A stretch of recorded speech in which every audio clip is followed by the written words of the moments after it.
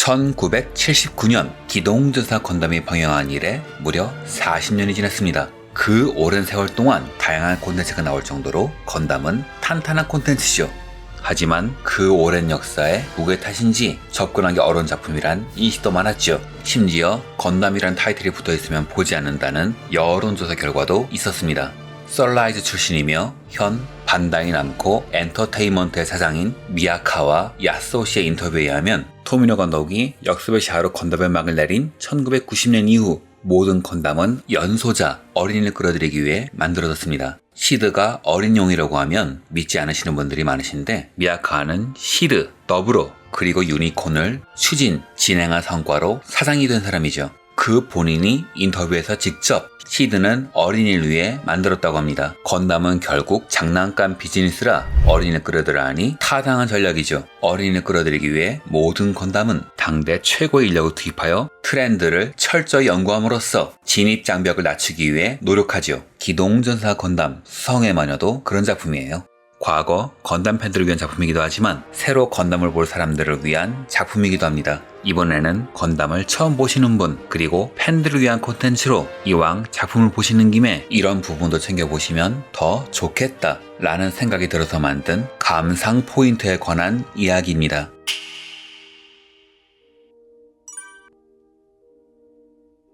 건담은 건프라를 파는 게 목적이죠. 그 목표치는 상당히 높으며 그렇기에 어린이만이 아니라 건담에 익숙한 기존 팬들도 어느 정도 흡수해야 합니다. 취미 시장에서 구매력이 있는 사람은 성인이며 건프라를 사는 게 익숙한 계층도 성인이니까요. 이런 팬들을 끌어들이는 가장 좋은 수단은 오마주입니다. 팬들은 과거 명작의 오마주를 보면서 추억을 떠올리죠. 이 과정에서 작품과 친숙해집니다. 미야카와가 주도한 시드, 더불어 유니콘엔 오마주가 유난히 많으며 수성의 마녀도 예외는 아닙니다. 퍼스트 건담 9화 나라라 건담 편에서 아무로가 토마토를 먹는 건 전장이란 비일상이 아니라 일반적인 일상에서 내가 살아있음을 확인하는 통과 의뢰와 같은 장면이죠. 이는 평화 중요성을 상징하는 명장면이 되어 이후 작품들에서도 많이 오마주가 되었습니다. 기동전사 건담 썬더볼트에도 토마토를 먹으며 삶의 의미를 되돌아보는 장면이 나오죠. 주인공 슬레타 머큐리가 사는 수성은 작중에선 개발이 덜 되어 낙후된 지역으로 나옵니다. 농산물을 키우는 건 꿈도 꿀 수 없으니 토마토에 맛이 나는 음식은 먹어봤어도 진짜 토마토는 먹어볼 수 없었죠. 그녀는 이때 토마토를 처음으로 살아있는 채소를 먹어보면서 일상에서 살아있다는 것이 어떤 의미인지 다시금 되돌아보게 되지요. 이 외에도 오마주 많았습니다. 1화에서 머큐리가 미오린을 구하는 장면은 유니콘에서 버나지가 큐르나 오드를 구하는 것에 오마주이며 건담 르브리스가 기동하는 장면도 유니콘의 기동 장면과 마찬가지죠. 건담끼리 시합을 할 때 건담의 불을 파괴하면 시합에서 이긴다는 것은 기동 못하던 지건담에서 건담의 두부가 파괴되면 시합에서 패배한다는 설정을 떠올리게 되죠. 시합 중에 미오리네가 무기를 찾는 것은 퍼스트 건담에서 아무로가 무기를 찾는 장면의 오마주입니다. 미야카는 경영자로서 신세대 건담의 오마주를 직접 주도해왔으며 각본가들도 오마주를 좋아하는 성향이 있으니 수성의 마녀 혹은 이후 작품들도 오마주는 계속 할 듯합니다. 그러니 기존 팬이라면 한번 찾아보시는 걸 권합니다.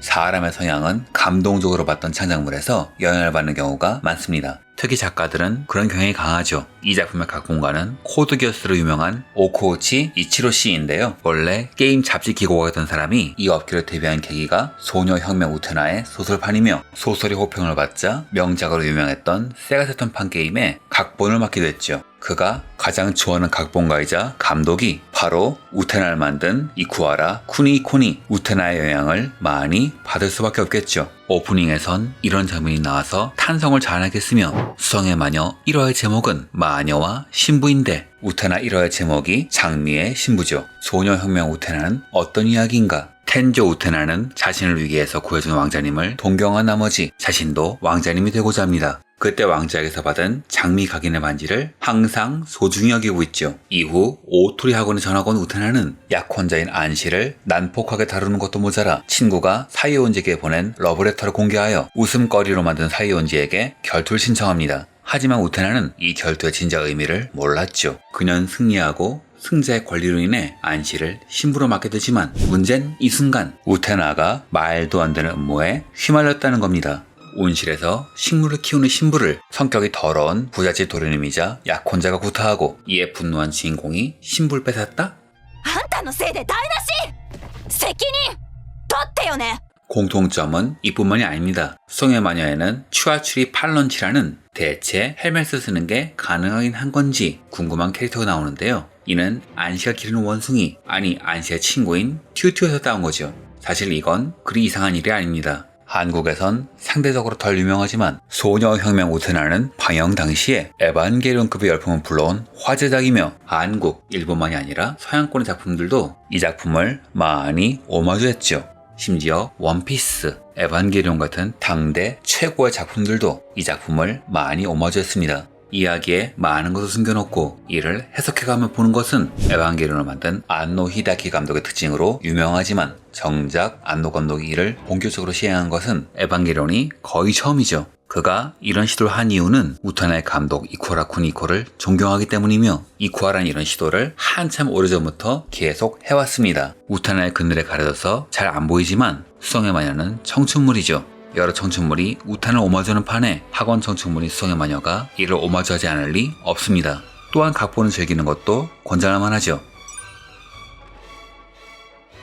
가장 안전하고 대중적인 창작 방법은 고전의 오마주라는 말도 있으며 어떤 각본가도 윌리엄 세익스피어의 각본은 거의 경전처럼 여기는데 오쿠우치도 마찬가지입니다. 사실 현대 각본의 기본은 거의 세익스피어에서 나왔지만요. 코드겨스는 일기 한정으로 세익스피어의 4대 비극 중 하나인 햄릿에서 많은 모티브를 따왔고 아니나 다를까 수성의 마녀는 세익스피어의 템페스트에서 모티브를 따왔다고 합니다. 템페스트에 대해 간단히 설명해보죠. 주인공 프로스페로는 밀라노의 공작이었으나 자신이 물려준 고난으로 나폴리를 통치하던 동생 안토니오의 배신으로 인해 딸과 함께 바다 위에 버려집니다. 하지만 하늘의 도움으로 인해 한 섬에 무사히 표류하죠. 그는 복수를 하기 위해 마녀 시크로스가 봉인한 정령 에어리어를 풀어주는 한편 자신의 딸을 복수의 도구로 이용합니다. 원수의 아이와 자신의 아이가 사랑에 빠지게 하는 거죠. 하지만 이 과정에서 두 아이의 진실한 사랑을 본 프로스페로는 마음을 바꿔 복수를 포기하고 밀라노와 나폴리의 화해를 주선합니다. 이 선택이 잘 풀려 그는 지위를 되찾죠. 그리고 에어리어를 해방시킴으로써 복수에서 진정으로 해방됩니다. 템페스트를 설명하면서 화면은 수성의 마녀를 보여드렸는데 많이 비슷하죠? 프로스페라라는 이름은 프로스페로의 여성형 이름이며 주역 기체인 에어리얼은 그 정령의 이름이죠. 템페스트의 에어리얼은 충성스럽게 복수를 돕습니다. 수성의 마녀에서 에어리얼은 미오리네가 슬레타의 신부가 될 때 외부로 이를 중개하는데요. 덕분에 둘의 사이는 공인되고 복수의 기반은 더욱 탄탄해지죠. 소녀혁명 우테나는 여성이 기존의 가부장적, 남성적 세계에서 주체성을 찾는 이야기이며 템페스트는 어린아이가 복수의 도구가 되지만 복수의 어리석음을 깨닫고 복수를 포기함으로써 복수를 가장 좋은 형태로 마무리 짓는 이야기죠. 이 작품이 과연 이대로 흘러갈지 혹은 다른 방향으로 흘러갈지를 지켜보는 것도 좋은 감상법이 아닐까요? 마지막으로 철학을 짚어보려고 합니다. 오코치 씨는 너무 자극적인 묘사로 분위기를 바꾸려는 성향이라던가 좋은 연출을 위해 기존 설정을 망가뜨리는 등의 행위로 비판받긴 하지만 우수한 각본가라는 건 확실하죠. 우수한 각본가는 이야기의 소재를 함부로 쓰지 않습니다. 코드기어스 1개 캐릭터들이 햄릿의 그것에 정확히 매칭되었듯 소품 하나하나의 이름에 작품의 복선이 담겨있듯 좋은 각본가는 키워드를 주제를 드러내는데 잘 활용하죠. 오코우치가 주로 다루는 철학은 종교 그리고 이에 얽힌 인간 군상으로 종교의 범위는 신토에서 시작해서 밀교, 기독교부터 불교까지 다양합니다. 코드기어스, 길티 크라운, 발브레이브 등의 어떤 세력은 종교의 권위를 휘두르며 사람을 희생시킵니다. 자신의 판단이 아니라 권위가 내린 정의에 따라 옳고 그름을 따지며 무고한 사람을 마녀라는 희생양으로 만드는 죄를 짓죠. 무고한 사람을 희생시키면서 구원을 바라는 인간을 오코우치는 통렬히 비판해왔습니다. 수성의 마녀도 그런 이야기가 될 가능성이 높죠. 1화에서 엘란 케레스는 슬레타의 기체가 건담이라는 데 놀라며 책을 덮어버리죠. 이때 덮어버린 책은 쇼펜하우어의 저서인 의지와 표상으로서의 세계로 의지에 끌려다니지 말고 세상 만물의 본질을 개념으로 받아들여 마음의 평화를 찾으라는 인도 불교의 기본이 된 철학 우파니샤드를 바탕으로 한 이야기입니다. 작중에서 슬레타와 미오리네는 어른들의 복수 의지에 휘말린 도구들입니다.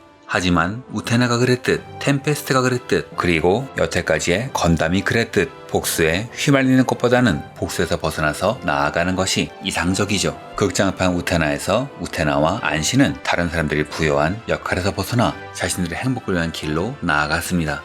둘도 어른들이 정해준 전쟁 도구란 역할에서 벗어나 자신의 길을 찾지 않을까요? 소년들이여 자신의 목표를 스스로 찾아라. 이런 주제를 다룬 이야기는 많았습니다. 스타 드라이버 빛의 타쿠토, 취성의 가르강티아가 대표적이죠. 둘 다 소년 소녀들이 어른들이 부여한 역할에서 벗어나 자신들의 길을 개척하는 이야기입니다. 스타 드라이버에선 주인공 타쿠토가 메신저가 되며 취성의 가르강티아에선 기체인 체인버가 주인공인 레도를 수박에서 해방시킵니다. 건담 에어리얼에겐 인공지능이 달린 걸로 보이니 이런 전개를 노릴만도 하네요. 그 외 각종 설정에도 종교, 철학적인 메시지를 많이 읽어낼 수 있는데요. 한 가지만 들어보면 프롤로그에 나오는 엘이 사마야를 들 수 있습니다. 사마야, 삼매야는 일본 불교, 밀교의 용어로 스승이 제자에게 전하는 가치와 규범을 말합니다. 이는 복수일 수도 있고 건드 포맷의 진정한 목적일 수도 있겠죠. 건드 포맷이 각성하기 위해선 수치 경계가 33을 넘어 34 이상이 되어야 하는데 불교에서 33은 동남서북의 8개의 하늘과 도리천을 합친 것, 즉 중생이 해탈할 수 있는 공간인 33천을 말합니다. 기체의 각성과 해탈을 같은 개념으로 본 것이죠. 이외에도 영상을 잘 보면, 용어를 잘 들으면 아, 이런 이야기겠구나 하는 것이 많이 보입니다. 그러니 작품을 보며 이런 상상을 하는 것도 재밌지 않을까요? お母さんが言ってました。逃げたら一つ、進めば二つ手に入るって。逃げたら負けないが手に入ります。でも進めば勝てるっていうの。勝てなくても手に入ります。